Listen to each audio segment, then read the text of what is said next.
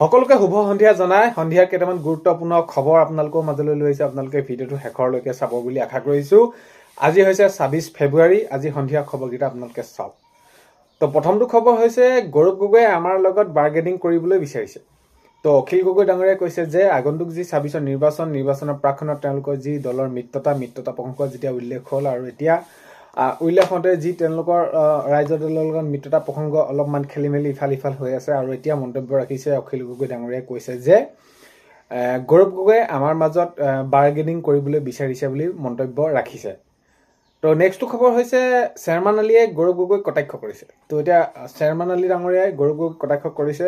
তো মই যি সমষ্টিত মোক দিব খেলিবলৈ নিৰ্বাচন, মই তাত খেলিমেই ৰাইজৰ দলৰ ফালৰ পৰা, আৰু তাত কোনো ধৰণৰ তেনেদৰে মন্তব্য কৰাৰ কথা নাই। আৰু অখিল গগৈ ডাঙৰীয়াই যি তেনেদৰে তেওঁলোকৰ দলৰ হৈ সেইখিনি মিত্ৰতা প্ৰসংগ উল্লেখ কৰিছে, তাত আৰু মই ইয়ালৈ অহা নহয় এইখিনি কোনো প্ৰসংগ থাকিব নোৱাৰে। তো মই মোক য'ত দিয়ে মই তাত খেলিমেই বুলি কৈছে চেয়াৰমান আলী ডাঙৰীয়াই। তো তাত গৌৰৱ গগৈ কোনো কথা নাই বুলি কৈছে চেয়াৰমান আলী ডাঙৰীয়াই। নেক্সটটো খবৰ হৈছে গোলাঘাটত দলীয় কৰ্মীৰ তীব্ৰ প্ৰতিবাদৰ সন্মুখীন গৌৰৱ গগৈ ডাঙৰীয়া। তো এতিয়া আগন্তুক ২৬ৰ নিৰ্বাচনৰ মিত্ৰতা কেন্দ্ৰত তেওঁলোকে নিজৰ দলৰ মাজতে এতিয়া তেওঁলোকে সেইখিনি প্ৰতিবাদৰ সন্মুখীন হ'বলগীয়া হৈছে। আৰু গৌৰৱ গগৈ ডাঙৰীয়াৰ সন্মুখত কংগ্ৰেছ কৰ্মীয়ে প্ৰতিবাদ কৰিছে যে সৰুভটা সমষ্টিত কংগ্ৰেছ কৰ্মীয়ে প্ৰতিবাদ কৰি জনাইছে যে তেওঁলোকৰ কংগ্ৰেছ প্ৰাৰ্থীয়ে লাগিব আৰু বেলেগ অন্য দলৰ প্ৰাৰ্থী দিলে নহ'ব। আৰু ইয়াক লৈ তেনেদৰে গৌৰৱ গগৈ ডাঙৰীয়াক সন্মুখত তেনেদৰে তেওঁলোকে প্ৰতিবাদ কৰিছে। আৰু প্ৰতিবাদৰ সন্মুখীন হ'ল গৌৰৱ গগৈ ডাঙৰীয়া যে আমি ইমান দিনৰ পৰা কংগ্ৰেছ কৰি আছোঁ, কংগ্ৰেছ প্ৰাৰ্থীয়ে লাগিব আৰু বেলেগ প্ৰাৰ্থী দিলে আমি নহ'ব, এনেদৰে জনাইছে সৰুভটা সমষ্টি কংগ্ৰেছ কৰ্মীসকলে। নেক্সট খবৰ হৈছে নিযুত বাবু আঁচনি শুভাৰম্ভ মুখ্যমন্ত্ৰী মহোদয় যিহেতু তেনেদৰে কথা দিছিল, কৈছিল যে নিযুত বাবু আঁচনি ৰূপায়ণ কৰা হ'ব, আৰু এইখিনি ক্ষেত্ৰত আজি দেখা গ'ল মুখ্যমন্ত্ৰী মহোদয়ে শুভাৰম্ভ কৰিলে নিযুত আঁচনি, অৰ্থাৎ নিযুত বাবু আঁচনি শুভাৰম্ভ কৰিলে। আৰু তাৰ লগতে মুখ্যমন্ত্ৰী জীৱন প্ৰেৰণা আঁচনি শুভাৰম্ভ কৰে মুখ্যমন্ত্ৰী মহোদয়ে যি আগতে তেনেদৰে প্ৰতিশ্ৰুতি দিছিল, কৈছিল যে মুখ্যমন্ত্ৰী জীৱন প্ৰেৰণা আঁচনি শুভাৰম্ভ আজি কৰিলে, যেনেদৰে প্ৰতিশ্ৰুতি দিছিল তেনেদৰে সেইখিনি ৰূপায়ণ কৰা দেখা গ'ল। নেক্সট খবৰ হৈছে মিত্ৰতা আশা এতিয়াও এৰা নাই। অখিল গগৈ ডাঙৰীয়াই মন্তব্য কৰিছে যে যি ২৬ৰ নিৰ্বাচনৰ প্ৰাক্ষণত তেওঁলোকৰ ৰাইজৰ দলৰ লগত কংগ্ৰেছৰ মিত্ৰতা এইখিনি প্ৰসংগ উল্লেখ হৈ আছিলে, আৰু এতিয়া এই যি মিত্ৰতা এতিয়াও আশা এৰা নাই বুলি অখিল গগৈ ডাঙৰীয়াই মন্তব্য কৰিছে। অখিল গগৈ ডাঙৰীয়াই কৈছে যে এতিয়াও সময় আছে, সময় মানে কি, আমিতো সকলোখিনি ত্যাগ কৰিছোঁৱে, আৰু যদি আমি একেলগে এইখিনি আগবাঢ়ি নাযাওঁ আগন্তুক ২৬ৰ নিৰ্বাচনৰ বাবে, তেনেহ'লে বিজেপিক পৰাস্ত কৰাটো বহুতখিনি কঠিন হ'ব। চ' সেইবাবে মিত্ৰতা এতিয়াও আশা এৰা নাই, আৰু আশা লৈ এইখিনি আছোঁ, এতিয়াও আমি সমিল মিলেৰে এইখিনি আগবাঢ়িব লাগিব বুলি অখিল গগৈ ডাঙৰীয়াই মন্তব্য আগবঢ়াইছে।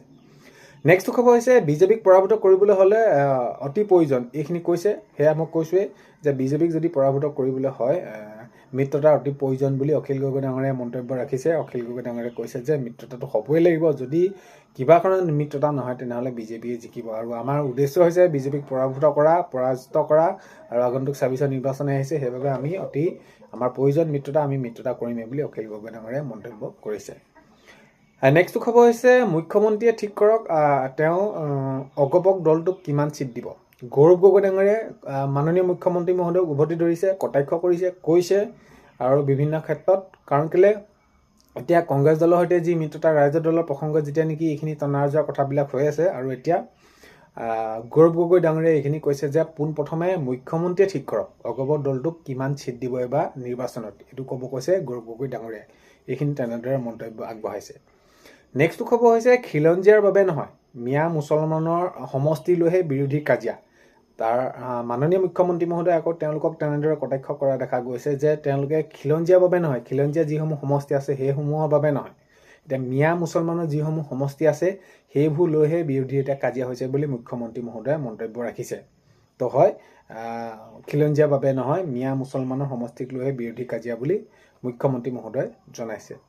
নেক্সট খবৰ হৈছে মুখ্যমন্ত্ৰীৰ ভাষণৰ মাজত মহিলাৰ হাততালি অৰ্থ বিজেপিলৈ আহিহে বুজিলোঁ বুলি ভূপেন বৰা ডাঙৰীয়াই কৈছে যে এতিয়া মাননীয় মুখ্যমন্ত্ৰী মহোদয়ে যেতিয়া নেকি সভাত ভাষণ দিয়ে, আৰু ভাষণ দিয়াৰ মাজত মহিলাসকলে যেতিয়া নেকি হাততালি বজায় যিকোনো তেনেদৰে মন্তব্য কৰাত তো যিকোনো সময়তে নবজায়, কিছু সময়ত বজায়, আৰু সেই যি সময়ত হাততালি দিয়ে সেই হাততালি অৰ্থ আজিহে ভূপেন বৰা ডাঙৰীয়াই বুজিলে বুলি কয়। কাৰণ কেলে মাননীয় মুখ্যমন্ত্ৰী মহোদয়ে যেনেদৰে কামবোৰ কৰিছে আৰু তেনেদৰে কথাবোৰ কয়, যেনেদৰে কামবোৰ কৰিছে, তাত কিন্তু শলাগ ল'বলগীয়া, বা এই যি হাততালি অৰ্থ মই আজিহে বুজি পালোঁ বুলি ভূপেন বৰা ডাঙৰীয়াই মন্তব্য ৰাখিছে। নেক্সট খবৰ হৈছে মোৰ ৰাজনীতি আৰু 15 বছৰ থাকিব। বদৰুদ্দিন আজমল ডাঙৰীয়াই জনাইছে যে মোৰ আৰু ৰাজনীতি 15 বছৰ থাকিব। মই এতিয়াই তেনেদৰে অৱসৰ ল'ব হোৱা নাই, আৰু এইখিনি মোৰ ৰাজনীতি 15 বছৰ থাকিব বুলি বদৰুদ্দিন আজমল ডাঙৰীয়াই মন্তব্য কৰিছে। নেক্সট খবৰ হৈছে আজি টিম ইণ্ডিয়াৰ অগ্নি পৰীক্ষা। তো ইণ্ডিয়া আৰু জিম্বাবুৱে T20 ৱৰ্ল্ড কাপ, আৰু আজি টিম ইণ্ডিয়াৰ অগ্নি পৰীক্ষা হ'ব।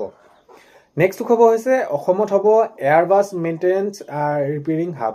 মাননীয় মুখ্যমন্ত্ৰী মহোদয়ে জনাইছে, হয় অসমত নিৰ্মাণ হ'ব Airbus maintenance and repairing hub, মাননীয় মুখ্যমন্ত্ৰী মহোদয়ে জনাইছে। আৰু বহুতখিনি সা সুবিধা হ'ব, আৰু যিসকল যুৱক যুৱতী আছে অসমৰ, তেওঁলোকে সেইখিনি সংস্থাপন পাব, আৰু এইখিনি যেনেদৰে মই কথা দিছোঁ এনেদৰে কামবিলাকো হ'ব বুলি মুখ্যমন্ত্ৰী মহোদয়ে জনাইছে। নেক্সট খবৰ হৈছে বিৰোধী ভোট বেংক কেৱল মিয়া মুছলমান। তো মাননীয় মুখ্যমন্ত্ৰী মহোদয়ে কৈছে যে বিৰোধী যি ভোট বেংক সেয়া মাত্ৰ কেৱল মিয়া মুছলমানসকল বুলি কৈছে এই মাননীয় মুখ্যমন্ত্ৰী মহোদয়ে। এতিয়া আগন্তুক 26 নিৰ্বাচন আহিছে, 26 নিৰ্বাচনৰ প্ৰাক্ক্ষণত এতিয়া বিৰোধীয়ে কেৱল ভোট বেংক হিচাপে কেৱল মিয়া মুছলমানসকলে বুলি কৈছে। নেক্সট খবৰ হৈছে দলগাঁও সমষ্টি ৰাইজৰ দলক কংগ্ৰেছে এৰি দিয়াক লৈ অব্যাহত আছে কংগ্ৰেছ কৰ্মী বিদ্ৰোহ। তো এতিয়া দলগাঁও যিটো সমষ্টিৰ ৰাইজৰ দলক কংগ্ৰেছে এৰি দিয়া, অৰ্থাৎ যি তেনেদৰে কথাসমূহ আহি আছে, এইখিনিক লৈ এতিয়াও আজি অব্যাহত আছে কংগ্ৰেছ কৰ্মীৰ বিদ্ৰোহ। নেক্সট খবৰ হৈছে ল'ৰা ছোৱালীয়ে যাতে অসমতে চাকৰি পায়, তাৰ কাৰণে আমি বিভিন্ন ব্যৱস্থা হাতত লৈছোঁ। মুখ্যমন্ত্ৰী মহোদয়ে কৈছে যে আমাৰ অসমৰ যিসকল যুৱক যুৱতী আছে, তেওঁলোকে যি চাকৰিৰ বাবে বিদেশলৈ যাব লগা হয় বা বাহিৰলৈ যাব লগা হয়, এইখিনি যেনেদৰে হৈছে কামবিলাক, কিন্তু আমি যিটো বিচাৰিছোঁ যে অসমৰ ল'ৰা ছোৱালীসমূহে চাকৰি যাতে আমাৰ অসমতে পায়, আৰু বিভিন্ন ব্যৱস্থা হাতত লৈছোঁ বুলি মাননীয় মুখ্যমন্ত্ৰী মহোদয়ে মন্তব্য ৰাখিছে। নেক্সট খবৰ হৈছে ৰাইজৰ দলে মোক টিকট দিব, মই নিৰ্বাচন খেলিম। চেয়াৰমেন আলী ডাঙৰীয়াই মন্তব্য কৰিছে যে ৰাইজৰ দলে মোক টিকট দিব, মই নিৰ্বাচন খেলিম। তাত আৰু বেলেগে ক'বলগীয়া কোনো কথা নাই, আৰু ৰাইজৰ দলত যিহেতু মই যোগদান কৰিছোঁ, আৰু এইখিনিক লৈ ৰাইজৰ দলৰ ফালৰ পৰা যি আহিব, যেনেদৰে আহিব টিকট দিয়াক লৈ মই তেনেদৰে খেলিম বুলি চেয়াৰমেন আলী ডাঙৰীয়াই কৈছে। নেক্সট খবৰ হৈছে অখিল গগৈ ফেচবুক লাইভ চাই আজিকালি জমনি লাগে। মুখ্যমন্ত্ৰী মহোদয়ে কৈছে যে অখিল গগৈ ডাঙৰীয়াই যি ফেচবুক লাইভ কৰে, এইখিনি চাই জমনিহে লাগে, আৰু এইখিনি একেবাৰে হাঁহি উঠা। তো আপোনালোকেও চাব বুলি এনেদৰে উদ্দেশ্যি কৈছে জনসাধাৰণক মাননীয় মুখ্যমন্ত্ৰী মহোদয়। নেক্সট খবৰ হৈছে বৃদ্ধি হোৱা নাই মাটিৰ খাজানাৰ ক্ষেত্ৰতো আমি কোনো ধৰণৰ কেবিনেটৰ সিদ্ধান্ত গ্ৰহণ কৰা নাই বা চৰকাৰীভাৱে কোনো ধৰণৰ আলোচনা কৰা নাই। তো তাক লৈ সেইখিনি মুখ্যমন্ত্ৰী মহোদয়ে কৈছে যে কোনো ধৰণৰ মাটিৰ খাজানা এতিয়ালৈকে বৃদ্ধি হোৱা নাই। নেক্সট খবৰ হৈছে যোৰহাটৰ চিনামৰা ৰাগাস্থিত মণিৰাম দেৱানৰ সমাধি ক্ষেত্ৰত দিলীপ শইকীয়া ডাঙৰীয়া আজি উপস্থিত থকা দেখা যায়। তো যোৰহাটৰ যি চিনামৰা বাগানস্থিত মণিৰাম দেৱানৰ সমাধি ক্ষেত্ৰত দিলীপ শইকীয়া ডাঙৰীয়া কাৰ্যসূচী আজি দেখা যায়। তো আজি 26 ফেব্ৰুৱাৰী সন্ধিয়া খবৰ এইকেইটাই আপোনালোকক জনালোঁ। ভিডিঅ'টো আপোনালোকে শেষলৈকে চোৱাৰ বাবে বহুতেই বেছি ধন্যবাদ। আৰু এইখিনিতে আপোনালোকক ভিডিঅ' প্ৰথমতে কোৱাৰ দৰে চেনেলটোলৈ যদি আপোনালোক নতুনকৈ আহিছে, ছাবস্ক্ৰাইব কৰাৰ লগতে কাষতে থকা বেল আইকনটো প্ৰেছ কৰি অল কৰি থ'ব, যাতে নতুন এটা ভিডিঅ' দিয়াৰ লগে লগে আপোনালোকে আগতীয়াকৈ চাবলৈ পায়। অন্য এটা ভিডিঅ' এতিয়া লগ পোৱাৰ আশাৰে আজিলৈ ইমানেই, বাই।